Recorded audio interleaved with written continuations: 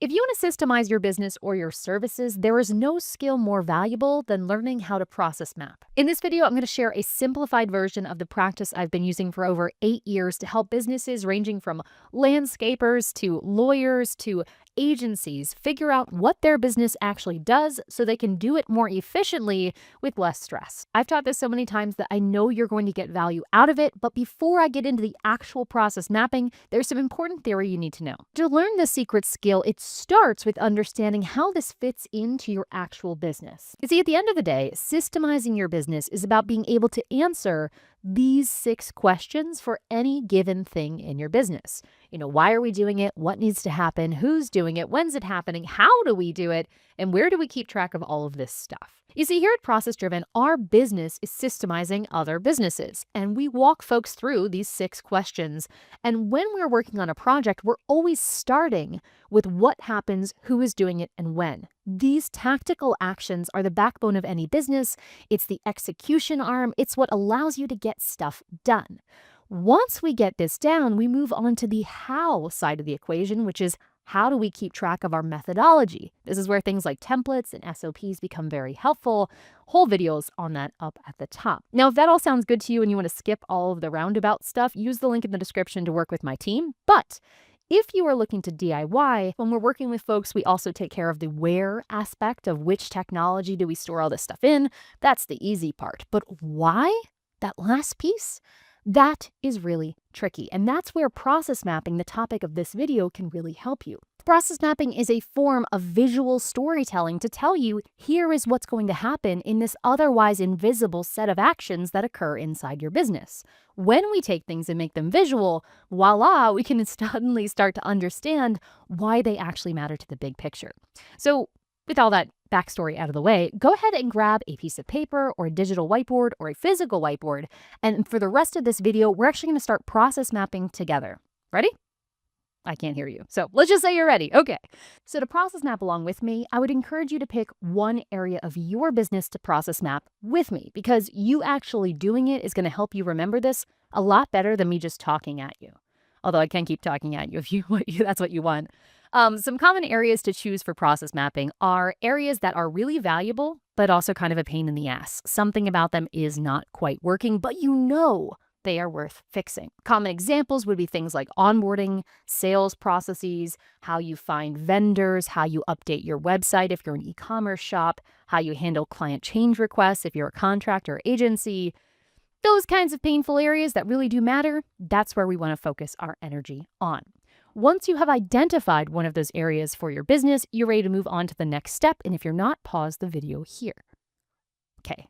If you're still watching, I assume you haven't paused it. Bonus points if you actually write the process you'll be working on in the comments below. Okay, write it down there. I'll see you on. Let's move on to the next step. Side note, this is why I love that ProcessDriven works with teams of less than 50 people, because when you have a smaller company like ours, you can quickly assess, that's the area that's not working. You don't need a 14-month evaluation to figure that out. You just know. So awesome. Now that you have that, let's move on to the next step, which is figuring out our scope.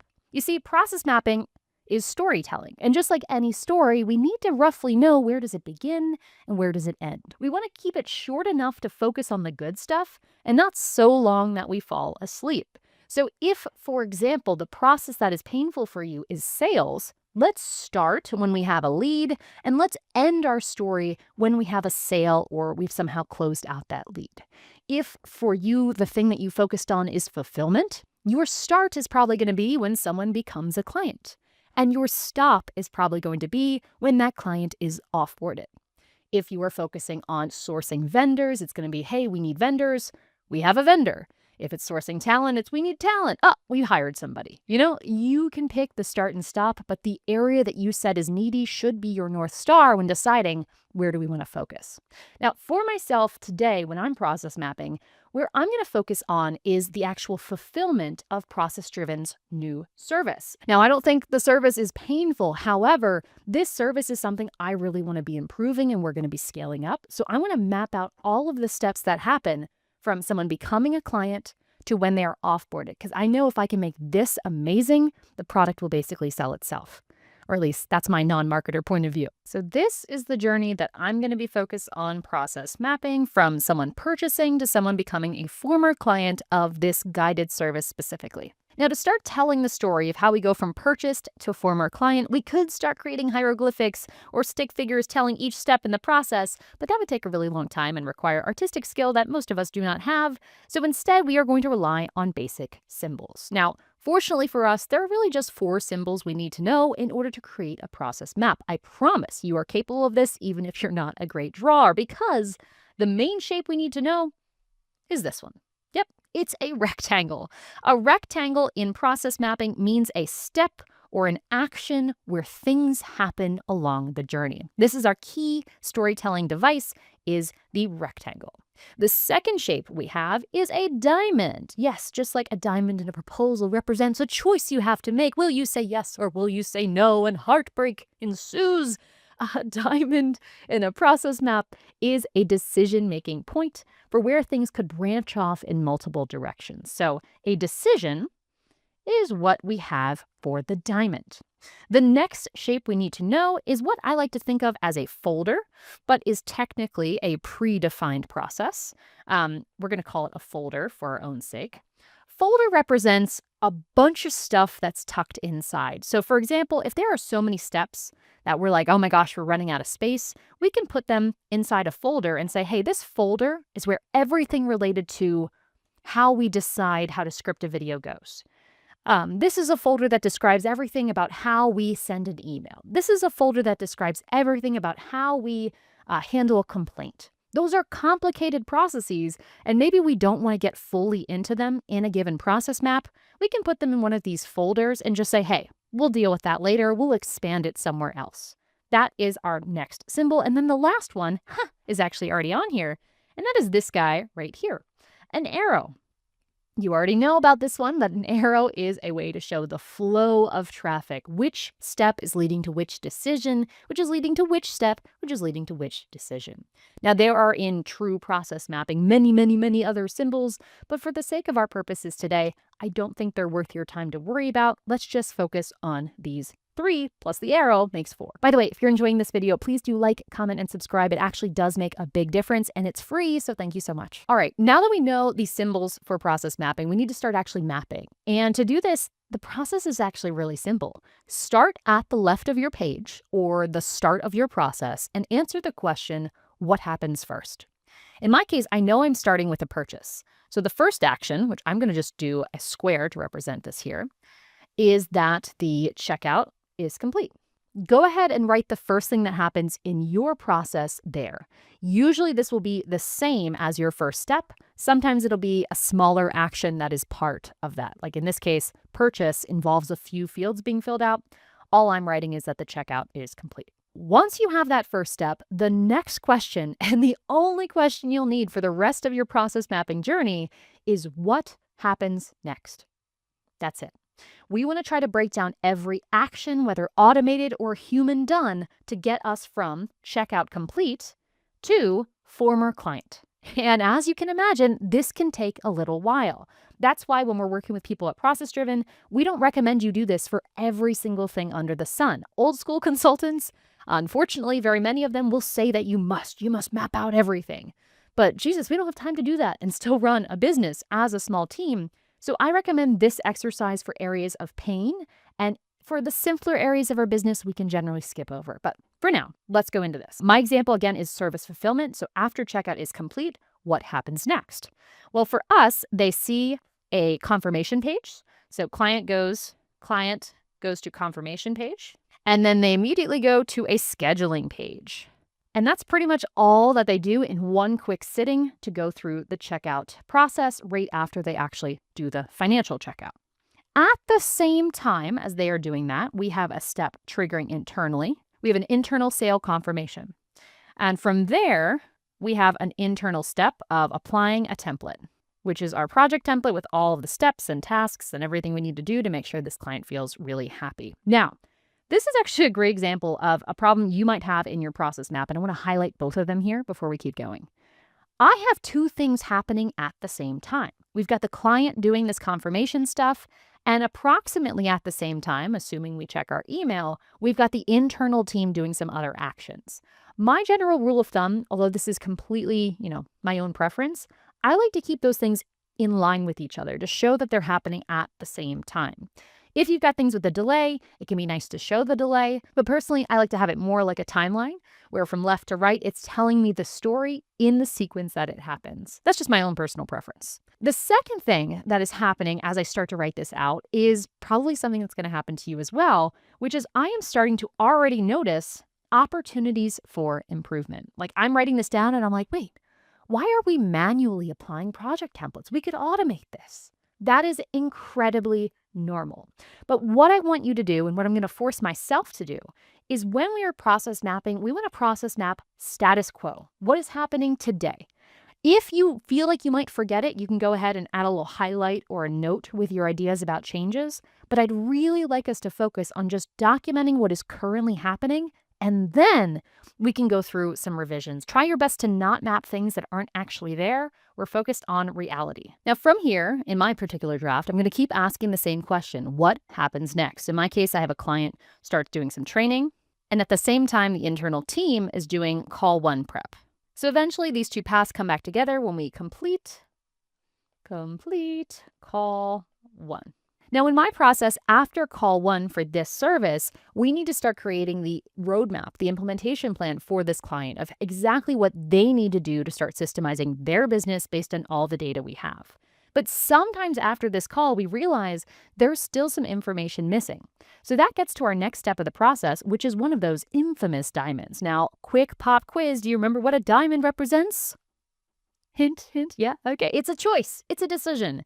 And in this case, the decision is, do we have enough info to go ahead and start creating the roadmap? Now, if yes, we're going to continue on our intended path. So in this case, yes, we'll continue into another rectangle where we start prepping the roadmap, which is that customized plan to systemize their unique business.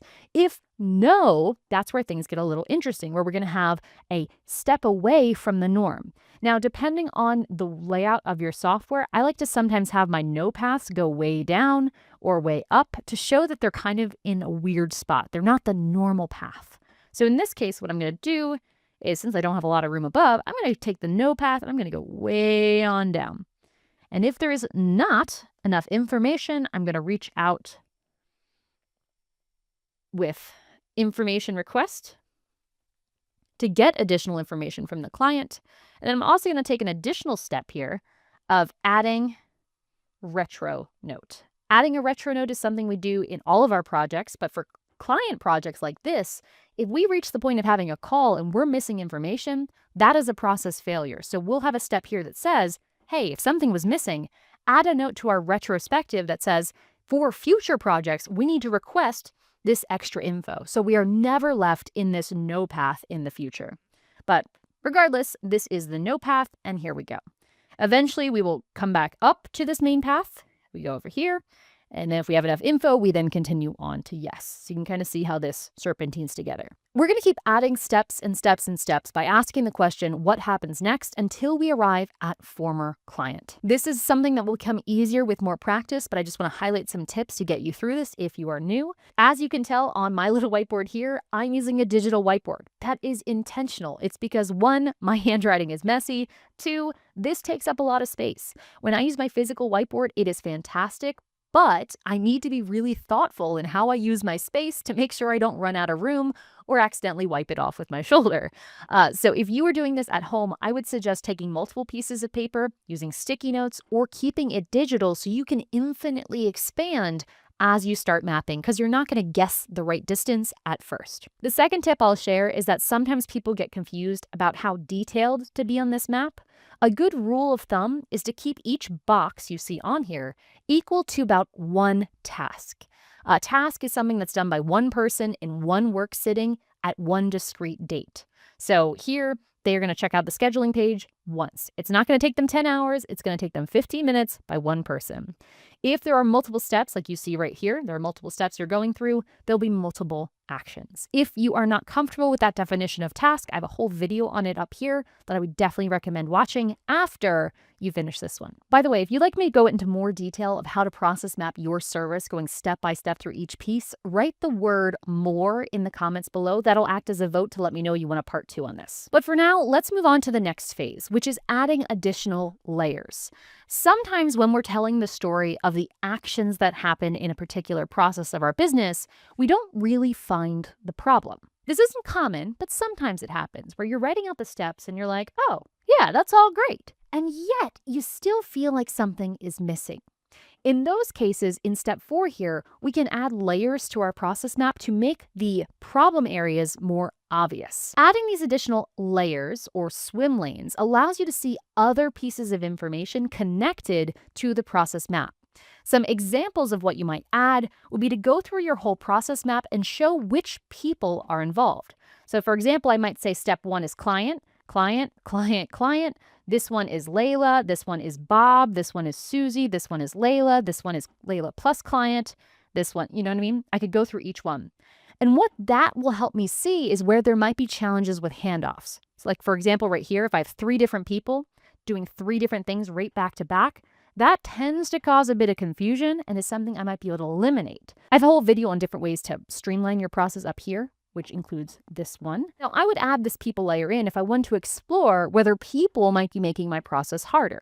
Another thing you might want to check is software. So for example, if I have Kajabi here, WordPress here, Calendly here, no software here, ClickUp here, if I have all these other tools and I look at that and I'm like, ooh, that's painful, I can also see that story by adding more details like software. Additional pieces of information, as if you're not overwhelmed enough, would be things like how long things take. So I could write how many minutes of my time versus client time does each step take. So it might take me 60 minutes, my client 50 minutes. Starting to write down how much active time or how many delays you have in your process can help you solve challenges around turnaround time or cost. Like if you're spending more time on your service than you're actually making, this can really help you see that. And the last example I'll give you of an additional layer, which is probably my favorite layer, is emotions. So particularly for clients, going through your process and figuring out how your client typically feels in that moment can be really interesting. So in this case, check out, my client's probably going to feel pretty darn happy because they just did a thing. Once they start getting through the confirmation page, they're going to get less and less happy, maybe even to the point of feeling like, oh God, I hate scheduling things. And then they're going to get to the first call and they're going to be excited again. So I might look at this and realize, how can I make the lows a little less low in this process? How can I spread out the happy face? How can I make some of the exciting moments happen earlier? If you have a service component to your business, mapping out the emotional experience can actually be a really good solution for things like client drop-off or people ghosting you. Oh, and I should say, if this is something you're looking to do with your clients and you really want all the advanced strategies around process mapping, this is one of my favorite books on the subject. It is a textbook, basically. It is a lot, but it will give you a lot of great examples of different swim lanes you can add. And the service design blueprinting approach they teach in here is probably one of my favorite approaches to process mapping for practitioners. If you are a regular business owner, please ignore this recommendation. It is overkill for your needs. For all of us, though, I think it's time we move on to step 5, which is taking this process map we've built and turning it into actions. Because the fact is, even if we create a beautiful process map, if no one actually knows how to use this and this doesn't change how we behave, it's just a form of procrastination. So we need to connect this back to the actions that drive our business, back to those 6 attributes of a systemized team, and we need to connect it all together. The way we do that is by setting up software, using templates, making sure that we have our team members in charge of the key areas, and hiring when we actually need to make sure our whole process is running smoothly and getting better every time. If you are serious about systemizing your business today and not someday, that's exactly where myself and my team can help. Work with us in the description below. Let's get this taken care of so you can move on to the next chapter of growing your business to the next level. Of course, if you'd rather DIY to start out, I totally respect that. I would recommend you watch this video here on the next page, because if you have all of this stuff down, but you don't understand how to create tasks properly, Unfortunately, this is never going to translate to action. So watch this video next, and until next time, enjoy the process.